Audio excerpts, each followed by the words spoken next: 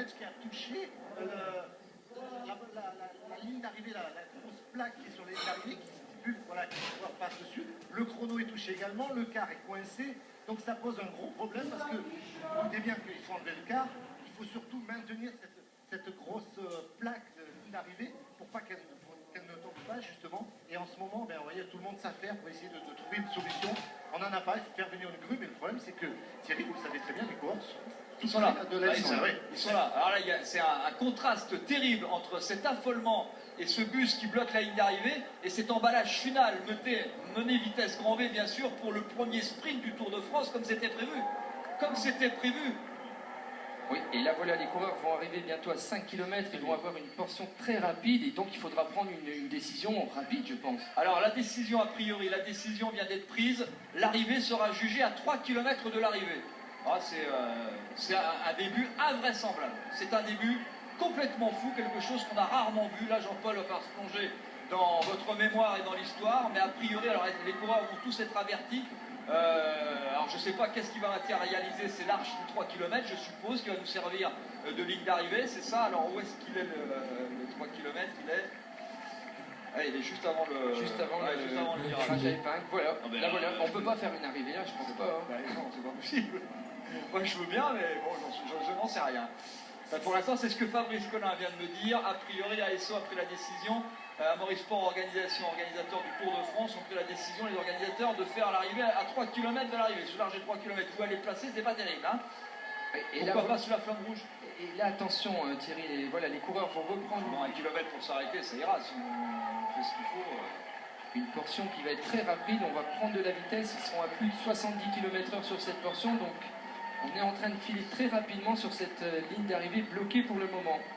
Est-ce que tout le monde va être au courant? Je sais bien que les oreillettes marchent, mais bon, pour une fois, elles vont être très utiles. Le bus, alors je ne sais pas si Claude m'entend de nouveau, pour le bus c'est mort, ça, il ne bougera pas. Ouais. Ah si, peut-être, si, ça y est, ouf. Oui, vous m'entendez Thierry? Oui. Oui, tout à fait, je ne sais pas si vous avez l'image, mais voilà, le bus a reculé. Alors, pour tout vous dire, on a dégonflé les pneus avant. Ça se voit.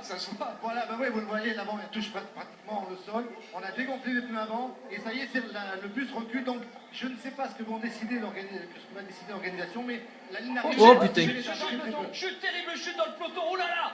Grosse chute, énorme chute à hauteur du 10e coureur.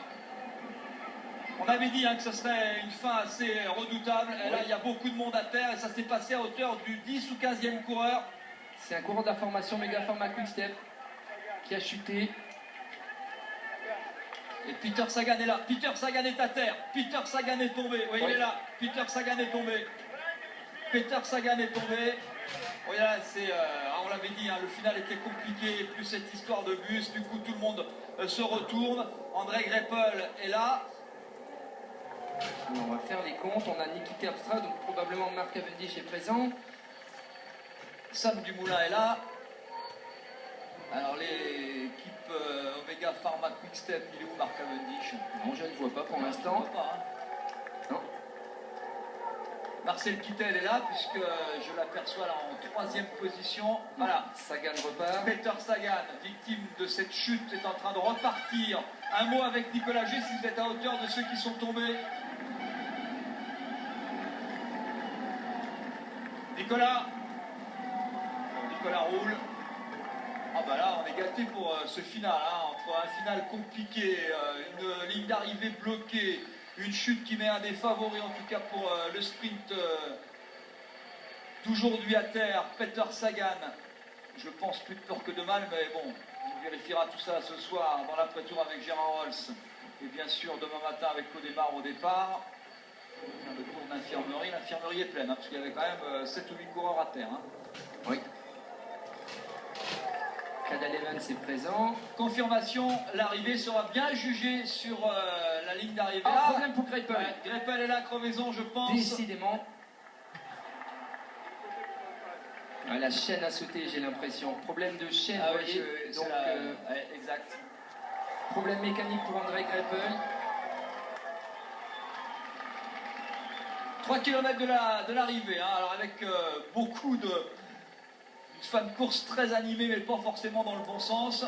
Et c'est Gutiérrez pour la formation Movistar qui est en train de rouler, donc on doit sûrement avoir la présence de José Joaquim Rojas, on a David Millar qui est présent aux avant-postes, Sergei Lagoutine. Marc Cavendish doit être là, c'est pas possible. Il est où Marc Cavendish? J'arrive pas à le retrouver dans ce. Avec son maillot de champion de Oui, Grande-Bretagne. et si l'équipe Omega Pharma Quick Step Pro, c'est qu'il est là. Samuel Dumoulin est présent. Ouais, on est bien organisé avec Belkadri du côté de l'équipe AG2R La Mondiale. Mathieu Goss est présent. Moi, je vois pas de Marc Cavendish. Non, il est pas. Pour l'instant, je le vois pas. Hein. Jonathan Hiver est là. Michael Scher, le champion de Suisse, est là. Et j'ai beau le chercher, il est Marc Cavendish, j'ai beau le chercher. Hein. Parce qu'il y a quand même un peloton qui fait une trentaine de coureurs. Hein. Les 2 kilomètres, les 2 derniers kilomètres de cette première étape, mouvementés dans son final, très mouvementés.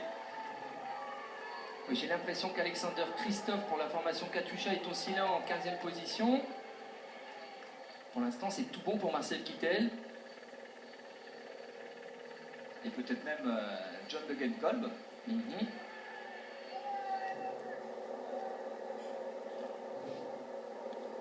est là, hein, Christophe. Et c'est John Degenkolb en personne qui mène le peloton, donc on joue la carte Kittel. Il y a Chris Bockmans aussi qui est là pour l'équipe Vacances Soleil. L'équipe Orica Greenedge avec Simon Gerrans à droite en train d'essayer de revenir pour Mathieu Goss qui doit encore être là. Vous l'apercevez, Simon Gerrans à droite. C'est Niki Terpstra qui prend la tête des opérations. Alors, c'est surprenant. Non, mais il doit tenter le coup en Il solitaire. fait le kilomètre. Ouais, il fait le kilomètre. Niki Terpstra, il fait le kilomètre. Ça veut dire que Marc Cavendish n'est pas là. Alberto Contador A été retardé sur chute. Est-ce qu'il est tombé? J'en suis pas sûr, mais il a été retardé sur chute. Le dernier kilomètre, on est dans le dernier kilomètre. Avec Niki Terpstra qui fait le coup de ce qu'on pourrait appeler Jan Raas. Un autre Hollandais célèbre qui était, lui, réputé pour son dernier kilomètre. Oui, il est toujours John Degenkolb en tête de peloton. Pour Marcel Kittel dans sa roue. Niki Terpstra quitte au bout du bout, mais qui voit la ligne d'arrivée. L'équipe Lotto, du coup, sans Viepel, fait le sprint quand même pour Jürgen Rolands, dont on parlait tout à l'heure. Attention à Christophe qui est là en 6e, 7e position. Terpstra est rejoint. Nouvelle chute. Un coureur de l'équipe Orica Greenedge qui est tombé là-bas aux 500 mètres. C'est Christophe qui va surgir. C'est Alexander Christophe. C'est Alexander Christophe qui va s'imposer, le Norvégien Alexander Christophe qui a une roue d'avance. Marcel Kittel à sa gauche, c'est Marcel Kittel qui gagne. Kittel devant Christophe et Bockmans 3e. Victoire allemande ici à Bastia dans un drôle de finale. Vraiment un drôle de finale. Mais l'équipe Argos Shimano avec Marcel Kittel s'impose ici à Bastia. Marcel Kittel, le coureur allemand, sera donc bien le premier maillot jaune du Tour de France 2013. C'est sa première victoire à Marcel Kittel sur le Tour de France. 25 ans, le coureur allemand